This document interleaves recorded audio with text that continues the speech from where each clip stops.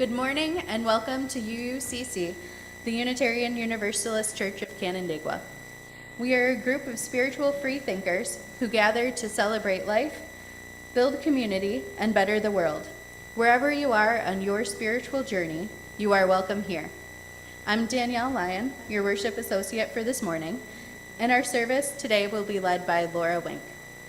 Welcome back, and thank you to Scott Wright for providing music for us this summer.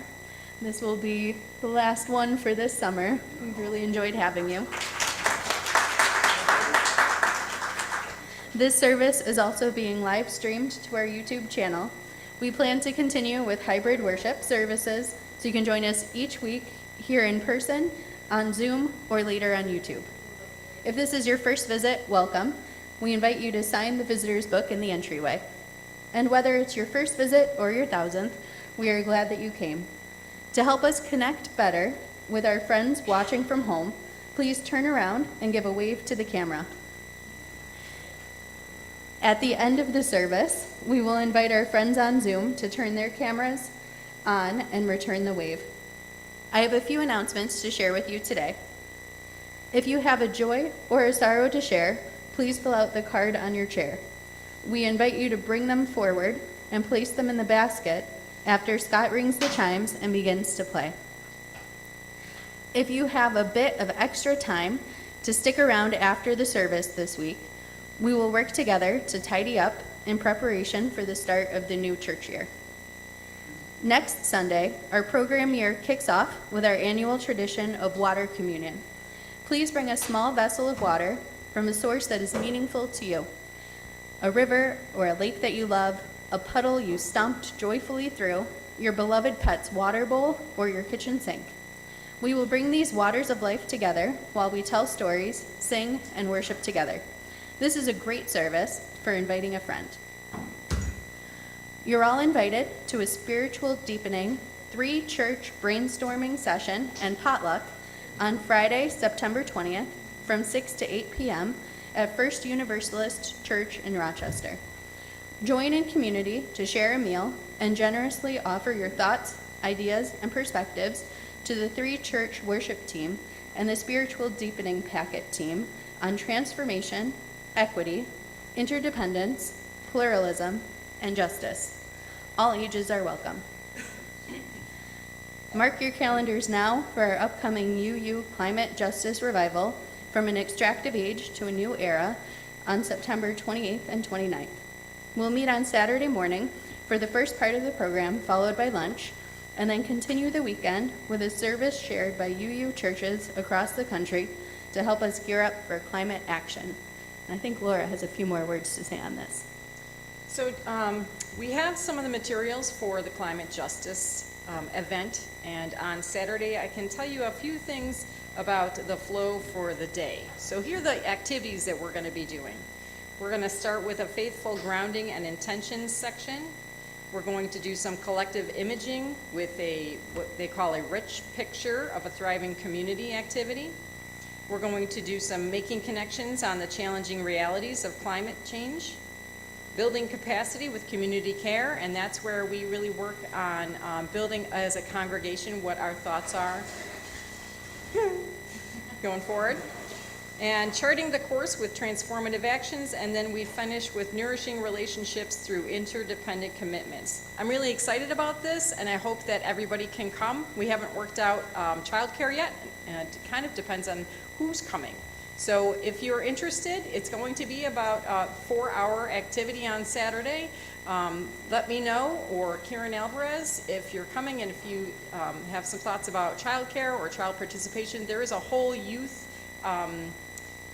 parallel activity, but we're going to need somebody to sign up to do that because Karen and I will be facilitating the sessions.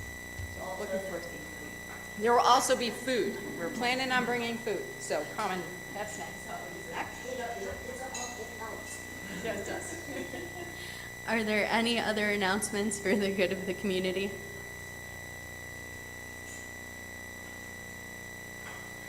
As we prepare to be fully together, I remind you to silence your phones and devices. We now enter a space of worship.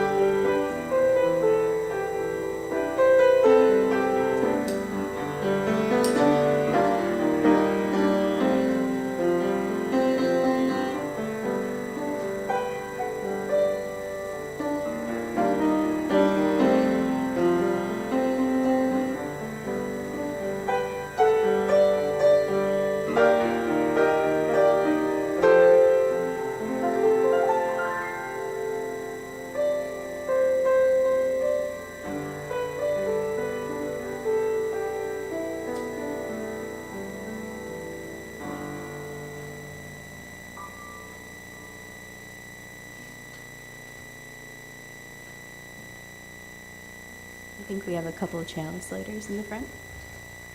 And I invite you all to join in our chalice lighting words as the flame is lit.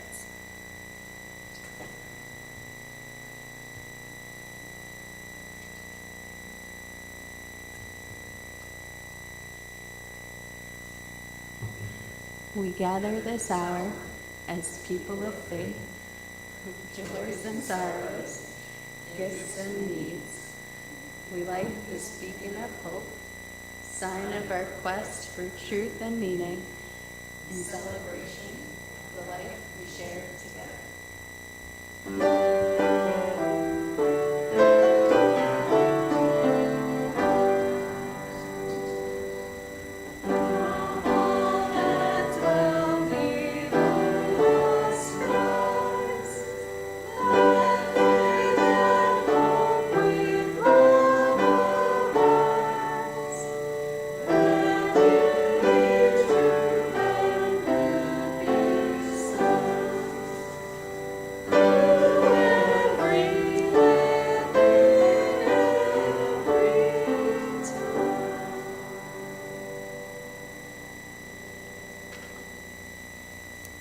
Hi, everyone. Tomorrow is Labor Day. Summer's over, so this service is about Labor Day. This morning, as we come together on the Sunday before Labor Day, let us honor all work, not only the work we do for pay with our hands, our backs, and our minds. That is important, yes, but also the work we do for love, the work we do to help others stay alive and belong instead of being outcasts. The work we do to ensure people are paid fairly, work reasonable hours, and have quality in their lives. The work we do caring for the young, the old, the infirm. The work we do to mentor, to educate, to advocate, and to enrich the community, the country, and the world. We honor all the labors that support our world and all the work we do to make this a better place. Please rise in body or in spirit and join in our first hymn. Number 1008 in the teal hymnal.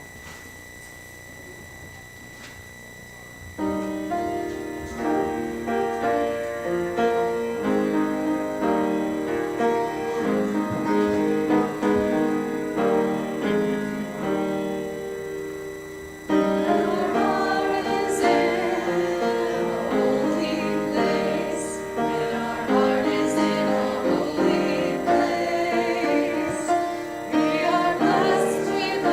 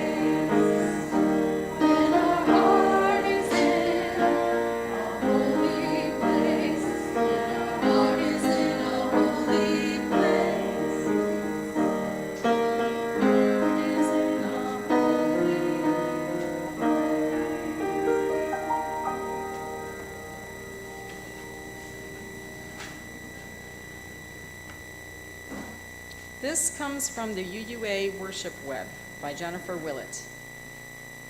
What images come to mind when I say Labor Day? Chances are you think of the holiday weekend and celebrations with your loved ones, the federal holiday, unions, and the cause of a working wage and benefits. Maybe the history of the struggle of working people to have a fair share of the profits from their work. Those are all great. Now I want you to think of your parents and caregivers, the parent that fed you, bathed you, nurtured you, and taught the building blocks of how to be in the world. Now think of your elders. Who shops for them, goes to the doctors with them, cleans for them, cares for them when they begin to fail? Now think of those that have physical and mental challenges of differing degrees. They come in all ages. Who assists them in the daily tasks that make day-to-day life easier and sometimes possible at all? Much of this work is unpaid labor or poorly paid labor. Yet the work of homemaking, childcare, elder care, and differently abled care isn't part of our economic system. It doesn't count on our GDP, but our society would collapse without it. Now consider the other non-paid labor we do to mentor, to educate, to assist, to advocate, to entertain and enrich the community, the country, and the world. Think of all that we do for our neighbors, our friends, our community to make life better. This is also labor. A paycheck is not the only measure of your work. Without this labor, our world would be lonelier and a more desperate place. Honor your labor. If you work for money, this holiday is for you. If you work for love, this holiday is still for you. Our work makes the world better. Enjoy your day.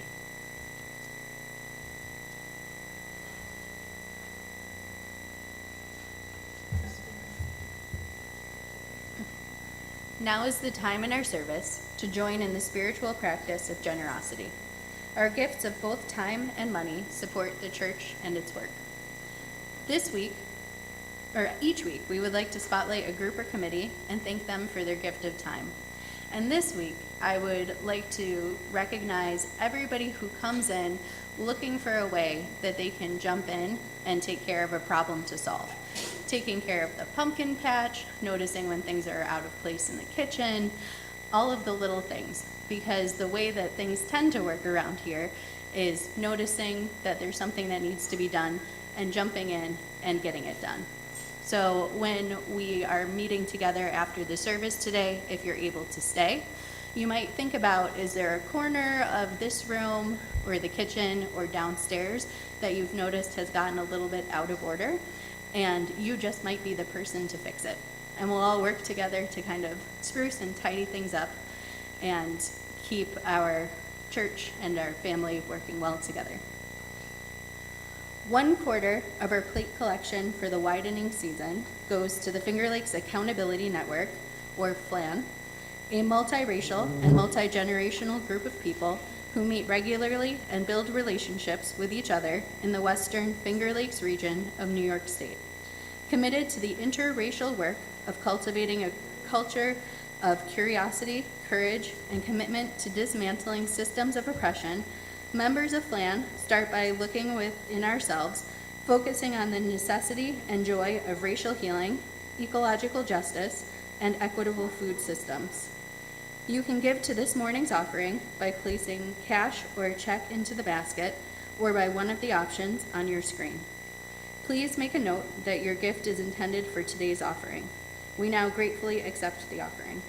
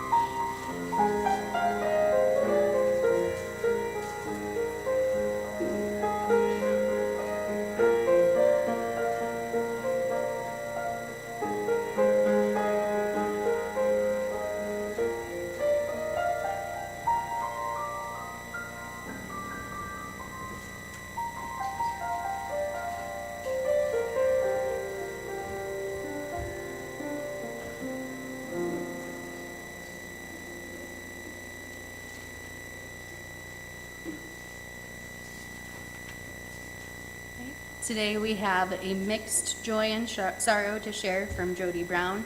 The joy of moving into a new house with a bigger space, but trading that space for the lake view. I will now drop a stone for this and all the joys and sorrows left in the silence of our hearts. Whatever is in your heart today, we are with you.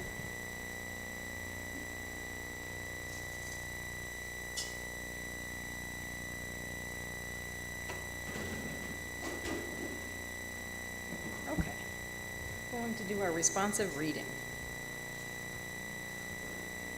which I think is a slide. Fantastic. We are the promises we make to one another. We will recognize the inherent value of each person. We will foster a community of compassion and caring for all. And we will engage respectfully in disagreement in the service of the values that unite us. Thus we do covenant with each other and with all. Now is the time for centering, followed by shared silence. Of course, by shared silence, we mean the absence of grown-ups talking to one another. So please get comfortable in your seats. Maybe the children among us would like to lie down on the comfy rug. And wherever you are, let your breathing slow down. Your eyes fall closed. And take a few moments to just be. Take a deep breath in and let it out.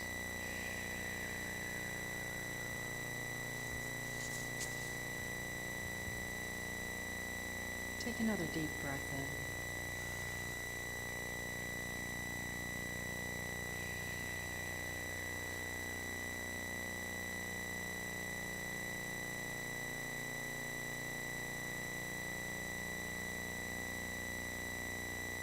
And may the silence we hold together continue to bring peace to our hearts.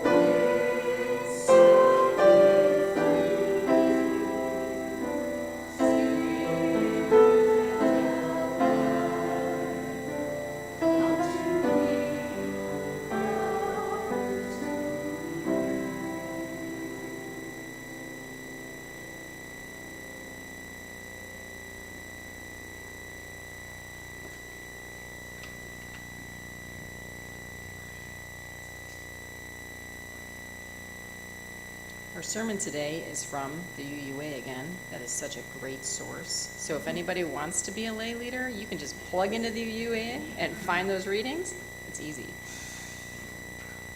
This was Got Room for Love from Erica Hewitt, and this was recommended by Eileen.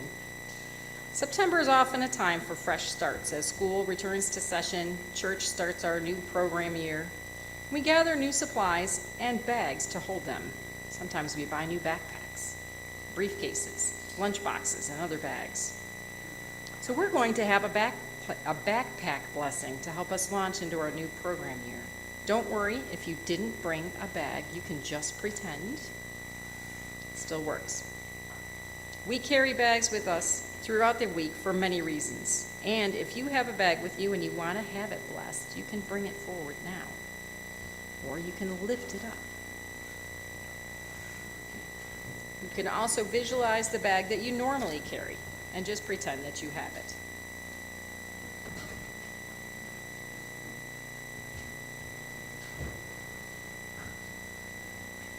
Come on up. You can stand up here with your bags. Hold on to them. Group project. Some of us take books and homework to school in our bag. If you do that, raise your bag, and then you can lower it again. Some of us bring our lunches to school or work. Some of us take computers and other supplies to the places where we work. Some kids carry overnight bags from one parent's house to their other parent's house. Some people bring things like books or yarn and knitting needles or crochet needles to places where they might need to wait patiently. And some people even have special bags for their dogs, you know those bags, and other animals. Key. Are your bags already full of things? Do you imagine that it might get full one day? Maybe. For this blessing, then, we're going to add one thing to your bag, but don't worry, it won't add much weight and it won't take up very much room. Would any of you like to have some of our congregation's love to take with you to school or to work or on your travels? If you feel love here on Sundays, wouldn't you like to know that our love is with you on the other days? So let's do that. Please pretend with me. Bundle up some love from wherever you're storing it. You can pull it out of your pockets, in your sleeves, under your arms. Make a nice little pillow of love, like a snowball.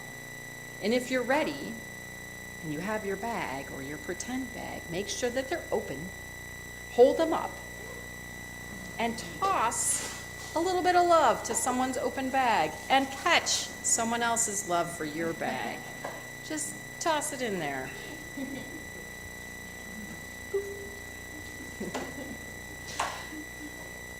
Good job. Stuff it right in there. So let's add some more things to your bag. Sometimes we get nervous when it's a new school, new classroom, new job. Sometimes we wish we felt braver. I think it would be nice to know that our courage is with you on other days when you need it. So let's pull together some courage. Ball up some courage. Toss it in your bag. Toss it in your neighbor's bag. What do you wish that we could put into your bag to take with you? What are some things that would make you feel better? And this is a participation part. What do you need besides courage? What do you need besides love? For me, organization would be great. If someone could give me some organization, I would take it. Here's my bag, fill it up. It would be great. Labels for my new pencils and things like that. What else do we need? What would make you feel better as you're going? Maybe a diaper bag, perhaps. Maybe some love for new life. Patience, wonderful idea. What else? Kindness. Ball it up. Put it in your neighbor's bag. Put it in your own bag. Joy. What are other things that we need? An open mind. That's good. A sense of adventure. Music. Creativity. Concentration. These are all important. Gratitude. Good one. Pardon? Fortitude. Also great. Persistence. Your bag might not look any different or feel any different, but the next time you use your bag, I hope you'll remember that we've added some blessings. Remember that the Spirit of life is with you at school or at work, that this congregation cares about what happens to you at school, at work, at home. If you need more, you can ask for more, and I have little blessing pins to go in your bag to take with you. Let's see, how should we do this? I think how about we pass it around and you can pick the one thing that you want. How about? Okay, thank you for participating. You can take your seats again. Even if you didn't bring a bag, you can take a backpack blessing pin. And now we have our closing hymn, 112.